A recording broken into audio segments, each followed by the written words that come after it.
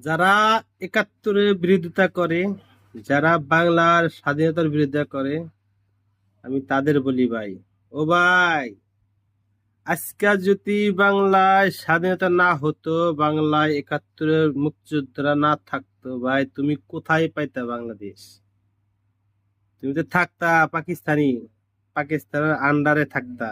ভাই, এটা কখনো ভাবো না? আজকে একটু ক্ষমতার জোরে, ক্ষমতার লোভে তুমি বাংলাদেশকে, বাংলাদেশের স্বাধীনতাকে মিথ্যা বলতেছো, বাংলাদেশের স্বাধীনতাকে অস্বীকার করতেছো। ভাই, এটা কখনো ইমানদারের ধর্ম হয় না, এটা কখনো একটা মুসলমানের কাম না, এটা কখনো বাঙালির কাম না।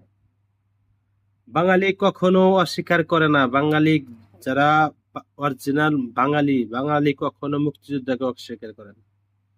আজকে যারা মুক্তিযুদ্ধের বিরোধিতা করতেছো, আমার ছোট্ট মস্তিষ্কে ছোট্ট জ্ঞানের ধরে এরা আসলে বাঙালি জাত না। এরা জন্মসূত্রে বীজ বীজ সূত্রে এরা পাকিস্তানিদের বীজ। এই কারণে এরা এখনো বাংলাদেশের মুক্তিযোদ্ধাকে, বাংলাদেশের স্বাধীনতাকে স্বীকৃতি দিতে পারতেছে না, বাংলাদেশের মুক্তিযোদ্ধাকে স্বীকৃতি দিতে পারতেছে না।